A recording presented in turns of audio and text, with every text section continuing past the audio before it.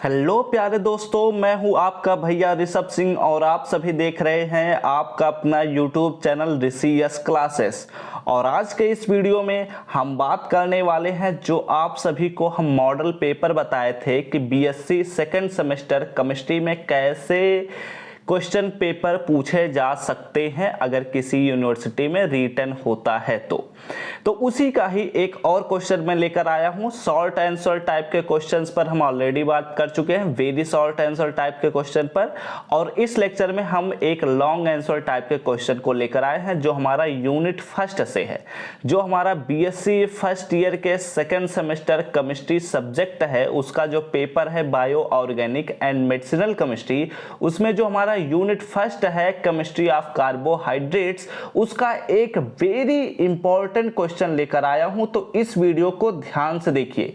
यहां पर आप सभी के सामने क्वेश्चन लिखा हुआ है कि how are carbohydrates classified, carbohydrates कैसे क्लासिफाइड किए जाते हैं। How does D glucose reacts with following, D glucose कैसे इनसे रिएक्शन करता है। हमारे पास दो सबस्ट्रेट दिए गए हैं, इनसे रिएक्शन कैसे करता है तो कौन सा प्रोडक्ट हमें मिलता है। And how D plus glucose converted into D minus fructose, D plus glucose को हम डी माइनस फ्रक्टोज में कैसे बदलते हैं, इसके बारे में भी यहां पर पूछा जा रहा है। तो चलिए अपने टॉपिक की शुरुआत करते हैं। लेकिन अगर आप सब इस चैनल पर पहली बार आए हैं तो जरूर नीचे दिए हुए बटन पर क्लिक करके सब्सक्राइब कर लीजिए, साथ ही बेल आइकन को ऑल पर भी सेलेक्ट कर लीजिए, जैसे ऐसे ही मोस्ट इंपॉर्टेंट टाइप के क्वेश्चंस आप सभी को हम प्रोवाइड कर सकें।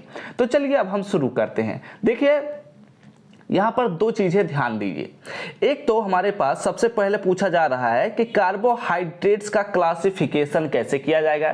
तो यहां पर सबसे पहले समझो कि कार्बोहाइड्रेट क्या होता है। और एक बात और मैं कहना चाहूंगा कि अगर आप लोग को इनके डिटेल लेक्चर को देखना है तो आप लोग प्लेलिस्ट में चले जाइएगा, वहां पर सभी वीडियोज एक एक करके एक एक यूनिट के एक एक टॉपिक को लगा दिया गया है, आप लोग देख सकते हैं। यहां पर हम केवल इंपॉर्टेंट टॉपिक पर बात करने वाले हैं, तो इसलिए यह बात ध्यान में रखिए, ठीक है। चलिए अब हम शुरू करते हैं एक एक करके। देखो हम सबसे पहले समझते हैं कि अगर हमें कार्बोहाइड्रेट्स का क्लासिफिकेशन करना है तो हमें सबसे पहले यह समझना होगा कि कार्बोहाइड्रेट्स बेसिकली होता क्या है।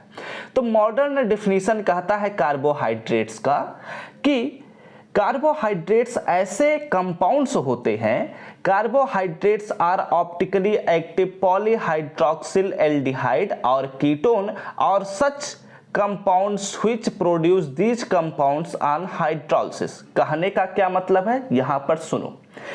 कार्बोहाइड्रेट्स बेसिकली ऐसे कंपाउंड्स होते हैं जो सबसे पहला नंबर की वो ऑप्टिकल एक्टिव होते हैं। सबसे पहला पॉइंट यही है कि कार्बोहाइड्रेट्स जो होते हैं वो ऑप्टिकल एक्टिव कंपाउंड होते हैं।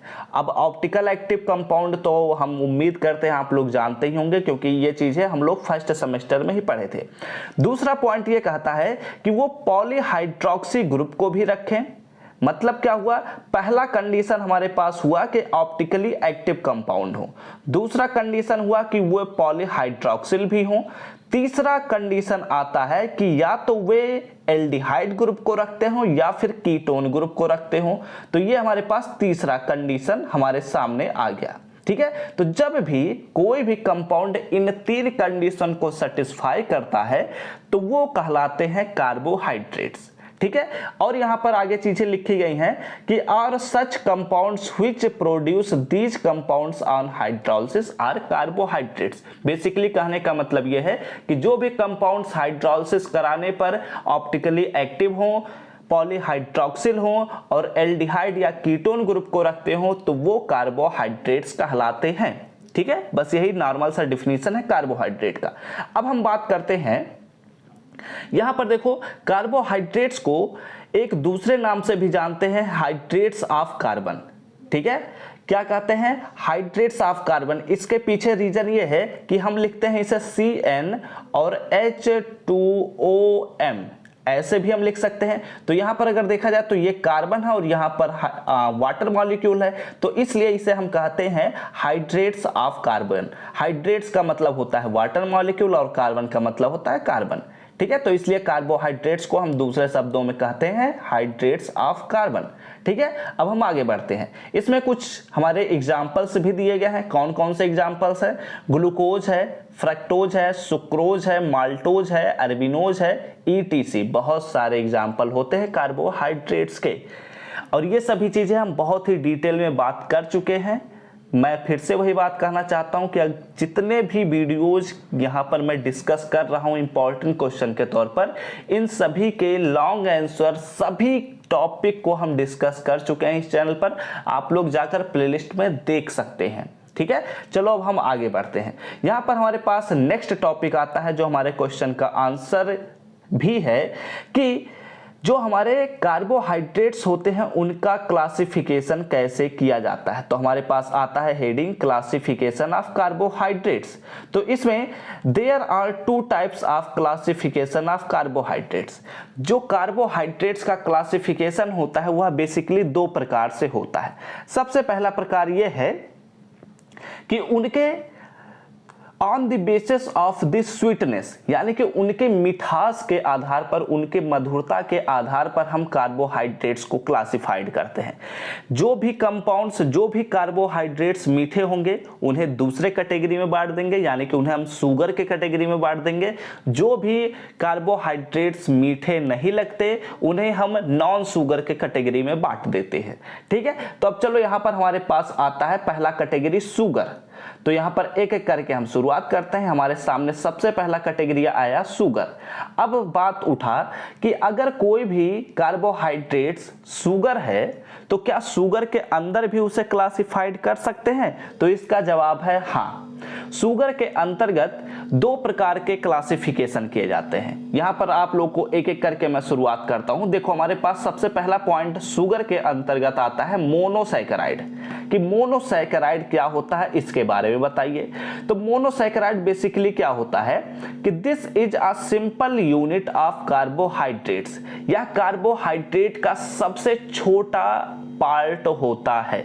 यानी कि एक तरीके से हम कह सकते हैं कि जो हमारे मॉलिक्यूल होते हैं वो एटमों से मिलकर बने होते हैं। तो जो एटम होते हैं वो न्यूट्रॉन, प्रोटॉन और इलेक्ट्रॉन से मिलकर बने होते हैं। तो ये सबसे छोटे यूनिट होते हैं। तो वैसे ही मोनोसैकेराइड्स जो होते हैं वो सबसे छोटे यूनिट होते हैं। इसके आगे के जितने भी सैकेराइड्स होते हैं वो सभी के सभी मोनोसैकेराइड से ही मिलकर बने होते हैं, यह भी हम कह सकते हैं। ठीक है, जैसे आप लोग चलो हम आगे बढ़ते हैं आगे। ठीक है, अब यहां पर देखो हमारे सामने आता है it can not be break into simpler parts. इसे हम इससे छोटा यूनिट नहीं बना सकते। जो हमारे सैकेराइड्स होते हैं उनमें सबसे छोटा यूनिट होता है मोनोसैकेराइड। तो इसलिए इसे हम कहते हैं this is the simplest unit of carbohydrates, और इसे हम हाइड्रोलिसिस करके तोड़ नहीं सकते।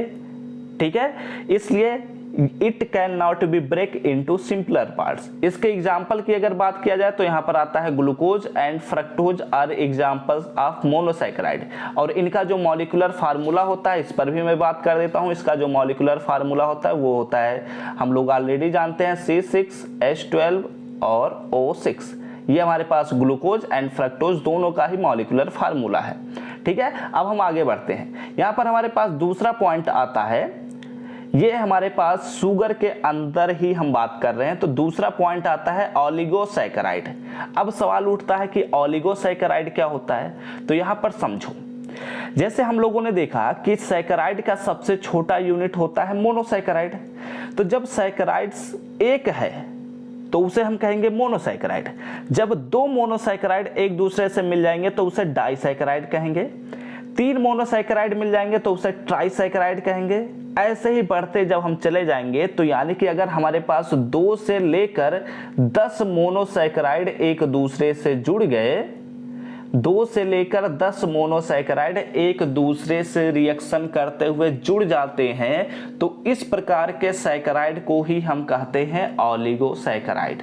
ठीक है, इसलिए यहां पर डिफिनीशन लिखा गया है कि a carbohydrate which is made by 2 to 2 units of monosaccharide.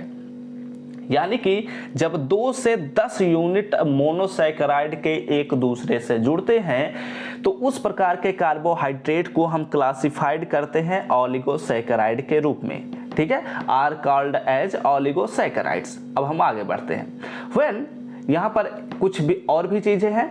When oligosaccharide have 2 units of monosaccharide, जब एक ओलिगोसैकेराइड में अधिक से अधिक 2 ही मोनोसैकेराइड मिले हैं या जुड़े हैं तो इस प्रकार के ओलिगोसैकेराइड को ही हम कहते हैं डाइसैकेराइड्स। जो अभी हम बता रहे थे कि जब 2 मोनोसैकेराइड एक दूसरे से जुड़े तो उसे हम कहेंगे डाइसैकेराइड, जब 3 मिलेंगे तो उसे हम कहेंगे ट्राइसैकेराइड, ऐसे ही जब 4th मिलेंगे 5th मिलेंगे, ऐसे ही बढ़ता चला जाता है। ठीक है, तो हम आगे बढ़ते हैं। यहाँ पर अगर इसके एग्जाम्पल की बात की जाए तो यहाँ पर एग्जाम्पल आता है हमारे सामने सबसे पहला बहुत ही famous example sucrose, raffinose are most common example of oligosaccharides. ठीक है, इसमें ये हमारे मोस्ट इंपॉर्टेंट एग्जाम्पल्स हैं तो इन पर बहुत ही ध्यान दीजिएगा। ठीक है, अब हम बढ़ते हैं अपने अगले पॉइंट पर। तो यहाँ पर देखो हम लोगों ने क्या किया, क्लासिफिकेशन ऑफ कार्बोहाइड्रेट्स में सबसे पहला उसके स्वीटनेस के आधार पर हम लोगों ने डिवाइड किया। तो उसमें हम लोगों ने देखा शुगर के अंतर्गत 2 प्रकार के कार्बोहाइड्रेट हैं। लेकिन अब इसे हम आगे अगर डिवाइड करते हैं तो यहाँ पर हमारे पास आगे जब हम इसे डिवाइड करते हैं तो यहाँ पर हमारे पास आता है नॉन शुगर। मैंने आप सबसे पहले ही कहा था कि जब हम स्वीटनेस के आधार पर कार्बोहाइड्रेट्स को क्लासिफाइड करते हैं तो एक आता है कि जो मीठे होते हैं उन्हें अलग कैटेगरी में रख दिया जाता है जिन्हें हम शुगर कहते हैं। तो शुगर में 2 प्रकार के थे, एक था मोनोसैकेराइड, दूसरा था ओलिगोसैकेराइड। अब आता है नॉन शुगर का कैटेगरी जो दूसरे प्रकार का क्लासिफिकेशन है। तो इस नॉन शुगर में सबसे फेमस यही होता है पॉलीसैकेराइड्स।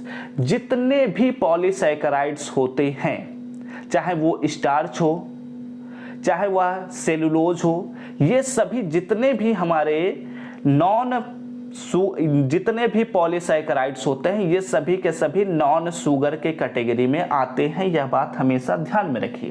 ठीक है, तो इसलिए यहां पर लिखा गया है कि polysaccharides are called as non sugar.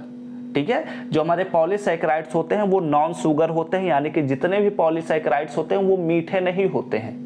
ठीक है, अगर एक एग्जांपल के तौर पर हम बात करें, यहां पर हम आते हैं ओलिगोसैकेराइड पर 1 मिनट। यहां पर देखो मैंने आप सभी को बताया कि सुक्रोज जो है यह ओलिगोसैकेराइड्स का एक एग्जांपल है और यह मीठा होता है। तो आप लोग अपने घर की जो चीनी खाते हैं वो देखते होंगे तो वो मीठा ही लगता है, तो इसीलिए वह कार्बोहाइड्रेट है और वह शुगर के अंतर्गत भी आता है। ठीक है, तो ऐसे ही यहां पर हमारे पास आता है अब अगला कैटेगरी नॉन शुगर। इसमें पॉलीसैकेराइड के बारे में हम पढ़ रहे हैं। तो polysaccharides are also called as non sugar. Polysaccharide can be made up to 10 and more units of monosaccharides.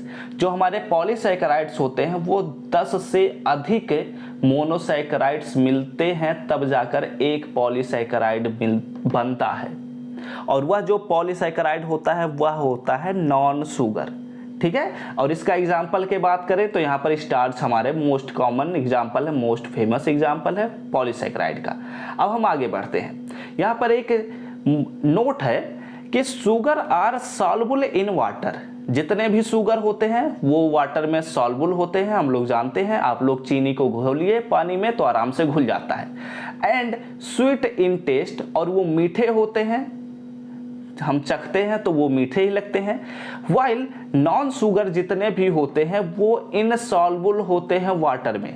जितने भी हमारे नॉन शुगर हैं वो सभी के सभी इनसॉल्युबल हैं वाटर में और ये मीठे नहीं लगते, ये टेस्टलेस होते हैं, यानी कि ये ना तो मीठे होते हैं ना तो कड़वे होते हैं। ठीक है, अब हम आगे बढ़ते हैं। यहाँ पर हमारे पास दूसरे प्रकार का क्लासिफिकेशन यहाँ आता है on the basis of the reducing sugar, या फिर रिड्यूसिंग नेचर भी कह सकते हैं कि रिड्यूसिंग नेचर के आधार पर हम कार्बोहाइड्रेट्स को भी क्लासिफाइड कर सकते हैं। यहाँ पर 2 प्रकार के होते हैं, एक होता है रिड्यूसिंग शुगर, दूसरा होता है नॉन रिड्यूसिंग शुगर। तो जो भी Fehling solution and Tollens reagent का पॉजिटिव टेस्ट देते हैं उन्हें हम कहते हैं रिड्यूसिंग शुगर, और जो भी Fehling solution and Tollens reagents के साथ नेगेटिव टेस्ट देते हैं उन्हें हम कहते हैं नॉन रिड्यूसिंग शुगर। ठीक है, बस यही कॉमन सा डिफरेंस है कि reducing sugar and non reducing sugar क्या होते हैं। Carbohydrates are also classified as reducing and non reducing sugars. ठीक है, carbohydrates which give positive test with failing solution and tolerance reagent are called as reducing sugar। जो भी carbohydrate Fehling solution और tolerance reagent के साथ positive test देंगे उन्हें हम कहेंगे reducing sugar. Carbohydrates which give negative test with failing solution and tolerance reagent are called as non reducing sugar। तो इस प्रकार के शुगर को हम कहेंगे नॉन रिड्यूसिंग शुगर, जो Fehling solution and Tollens reagent के साथ निगेटिव टेस्ट देते हैं। ठीक है, अब सवाल उठता है कि पॉजिटिव टेस्ट और निगेटिव टेस्ट क्या होता है। तो आप लोगों के जब कॉलेज में प्रैक्टिकल कराया जाएगा तो इसके बारे में सब कुछ आप सबको समझाया जाता है। ठीक है, अब यहाँ पर हम आगे बढ़ते हैं। यहाँ पर एक नोट और भी है और इस नोट को बहुत ही ध्यान से सुन लेना, क्योंकि शायद मैंने जब पिछली बार बताया था पिछले वीडियो में तो वहाँ पर कुछ करेक्शन करना है। देखो वहाँ पर मैंने यहाँ पर देखो क्या लिखा हुआ है कि all monosaccharides are example of reducing sugar. जितने भी मोनोसैकेराइड्स होते हैं वो सभी के सभी रिड्यूसिंग शुगर होते हैं। ध्यान से सुनना मेरी बात को, जितने भी मोनोसैकेराइड्स होते हैं वो रिड्यूसिंग शुगर होते हैं। यानी कि जितने भी मोनोसैकेराइड्स होते हैं वो सभी के सभी Fehling solution and Tollens reagent के साथ पॉजिटिव टेस्ट देंगे। यह बात ध्यान में रखिए, अगर आपका एग्जाम एमसीक्यू होने वाला है, ऑब्जेक्टिव होने वाला है, तो यह बात बहुत ही ध्यान से सुन लीजिए कि जितने भी मोनोसैकेराइड्स होते हैं वो रिड्यूसिंग शुगर होते हैं, जबकि जितने भी पॉलीसैकेराइड्स होते हैं वो नॉन रिड्यूसिंग शुगर होते हैं। इसलिए यहाँ पर लिखा गया है and all polysaccharides are the non reducing sugar. अब सवाल उठता है कि जितने हमारे डाइसैकेराइड्स हैं या ओलिगोसैकेराइड्स हैं, क्या वे सभी के सभी शुगर होते हैं, वो सभी के सभी नॉन रिड्यूसिंग शुगर होते हैं या रिड्यूसिंग शुगर होते हैं। तो इसमें बेसिकली क्या होता है, कुछ एग्जाम्पल्स ऐसे हैं जो रिड्यूसिंग शुगर हैं और कुछ एग्जाम्पल ऐसे हैं जो नॉन रिड्यूसिंग शुगर हैं। इसलिए इनमें हम कुछ भी कह नहीं सकते, उन्हें हम प्रैक्टिकल के आधार पर देखते हैं। ठीक है, तो इस प्रकार हमारा क्लासिफिकेशन ऑफ कार्बोहाइड्रेट्स जो यह पहला पॉइंट है ये हम लोगों ने कंप्लीट कर लिया। अब हम बढ़ते हैं। वैसे ये सभी चीजें बहुत छोटी छोटी चीजें हैं, लेकिन ये एक्चुअली इतना बड़ा इसलिए आप सबको दिख रहा है क्योंकि यहाँ पर मुझे समझाना भी है और आप सभी को समझना भी है। लेकिन अगर आप लोग एग्जाम में लिखेंगे तो आप लोग ये जो नोट पॉइंट लिखा गया है ये चीजें आप लोग छोड़ भी सकते हैं, कोई बड़ी बात नहीं है। ठीक है, बस आप लोगों को ये समझने वाली पॉइंट थे। अब हम बढ़ते हैं अपने नेक्स्ट पॉइंट पर। यहाँ पर हमसे पूछा जा रहा है कि how does D glucose reacts with following. इनके साथ जब ग्लूकोज का रिएक्शन होता है तो वह कैसे होता है, इसके बारे में बताइए। तो यहाँ पर हमारे सामने आता है ग्लूकोज। ग्लूकोज इज बेसिकली, यहाँ पर लिखा गया है कुछ चीजें ग्लूकोज के बारे में। Glucose is the most common monosaccharides. मैंने आप सबको पहले ही बताया कि जो हमारे ग्लूकोज एंड फ्रक्टोज होते हैं वो मोस्ट कॉमन मोनोसैकेराइड्स होते हैं। ठीक है, अब यहाँ पर क्या कहता है कि it is also known as dextrose. जो हमारे ग्लूकोज होते हैं उन्हें हम डेक्सट्रोज के नाम से भी जानते हैं। क्यों जानते हैं, यहाँ पर लिखा गया है because it occurs in nature as optically active dextrorotatory isomer. क्योंकि जो हमारे ग्लूकोज होते हैं वो प्लेन पोलराइज्ड लाइट को डेक्स्ट्रोरोटेटरी मोशन में घुमाते हैं। अब क्या होता है प्लेन पोलराइज्ड लाइट यानी कि PPL। तो ये चीजें हम लोग फर्स्ट सेमेस्टर में ही पढ़ चुके हैं, तो यहाँ पर हम डिस्कस नहीं करेंगे, हम आगे बढ़ते हैं। यहाँ पर आगे आता है हमारे पास प्रॉपर्टीज ऑफ ग्लूकोज। इसमें सबसे पहला प्रॉपर्टी, यहाँ पर कुछ एक्स्ट्रा भी चीजें मैं बता रहा हूं। जो हमारे ग्लूकोज होते हैं उनके दो तरह से ऑक्सीडेशन कराए जा सकते हैं। एक कराया जा सकता है कि वीक ऑक्सीडाइजिंग एजेंट के साथ, दूसरा कराया जा सकता है स्ट्रॉन्ग ऑक्सीडाइजिंग एजेंट के साथ। तो अगर हम वीक ऑक्सीडाइजिंग एजेंट के साथ करा रहे हैं तो उसका मोस्ट कॉमन और मोस्ट फेमस एग्जांपल होता है ब्रोमीन वाटर, Br2H2O। ये जो हमारे पास ब्रोमीन वाटर होता है यह वीक ऑक्सीडाइजिंग एजेंट होता है, या बहुत ही कम असर कर पाता है ग्लूकोज पर। तो इसलिए यहाँ पर आपके सामने ग्लूकोज का मॉलिक्यूलर फार्मूला लिख दिया गया है। ये हमारे पास ओपन चेन स्ट्रक्चर है ग्लूकोज का। तो जब हम ग्लूकोज का ब्रोमीन वाटर के साथ रिएक्शन कराते हैं तो यहाँ पर जो हमारे पास ये पहला नंबर का कार्बन जो है वो ऑक्सीडाइज हो जाता है, यानी कि यहाँ पर जो हमारे पास एल्डिहाइड ग्रुप है वो ऑक्सीडाइज हो जाता है और वो कार्बोक्सिलिक ग्रुप में बदल जाता है। इसलिए यह जो ग्लूकोज है इसका नाम हो जाता है ग्लूकोनिक एसिड, क्योंकि यह हमारे पास एक कार्बोक्सिलिक ग्रुप यानी कि एक एसिडिक ग्रुप आ चुका है, तो इसलिए इसका नाम हो जाता है ग्लूकोनिक एसिड। अब हमारे क्वेश्चन में जो पूछा गया है उस पर बात कर लेते हैं। वीक ऑक्सीडाइजिंग एजेंट हो चुका, अब हम बात करते हैं स्ट्रॉन्ग ऑक्सीडाइजिंग एजेंट के बारे में, कि जब हम ग्लूकोज का स्ट्रॉन्ग ऑक्सीडाइजिंग एजेंट के साथ रिएक्शन करते हैं तो क्या होता है।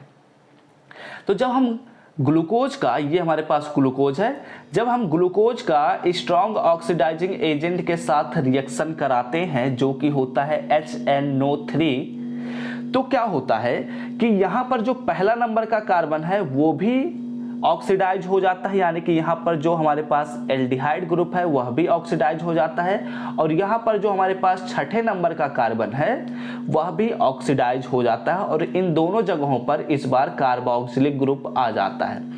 तो इसलिए इसका नाम हो जाता है ग्लूकैरिक एसिड। और यह बात बहुत ही ध्यान दीजिए कि जब ब्रोमीन वाटर के साथ रिएक्शन कराएंगे तो ग्लूकोनिक एसिड मिलेगा, लेकिन जब हम HNO3 के साथ रिएक्शन कराएंगे तो ग्लूकैरिक एसिड मिलता है। और यह बहुत ही इंपॉर्टेंट क्वेश्चन है, पूछा जा सकता है आप सबके एग्जाम में। तो अब चलिए हम अपने अगले पॉइंट पर बढ़ते हैं। दूसरे कंपाउंड के साथ रिएक्शन कराएंगे तो क्या होगा। दूसरा कंपाउंड ये हमारे पास AC2O, ठीक है, यानी कि इसका नाम होता है एसिटिक एनहाइड्राइड। इसका जो मॉलिक्यूलर फार्मूला होता है वो आप सभी के सामने यहाँ पर लिखा गया है, और इस प्रोसेस को हम कहते हैं एसिटाइलेशन। यहाँ पर लिखा भी गया है कि एसिटाइलेशन कहते हैं। अब यहाँ पर आगे हम बढ़ते हैं कि जब हमारे पास एक ग्लूकोज दिख रहा है आप सभी को, ये हमारे पास ग्लूकोज का ओपन चेन स्ट्रक्चर है।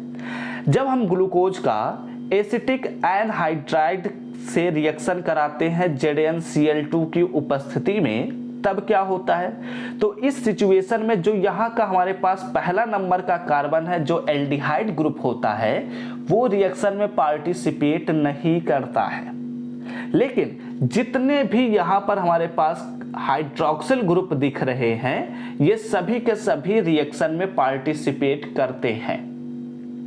तो इसलिए यहां पर क्या होता है कि यहां पर जितने भी OH दिख रहे हैं आप सभी को, इनमें से H निकल जाता है, सभी H निकल जाते हैं, यानी कि 5 H बचे तो 5 H बाहर हो गए, ठीक है। और जितने भी H बाहर हुए हैं वो सभी के सभी, यहां पर ध्यान से देखना, ये जो हमारे पास CH3CO and single bond O single bond CH3 और CO, ये हमारे पास है, ठीक है। यही हमारे पास कंपाउंड है, ये वाला जो कंपाउंड है यही है। अब देखो क्या होता है कि जब ये ग्लूकोज के साथ रिएक्शन करते हैं तो बेसिकली वो यहीं से टूट जाते हैं, ठीक है। और जितने भी यहाँ से हमारे सामने जितने भी H थे वो सभी निकलते हैं और यहाँ पर जुड़ जाते हैं, यानी कि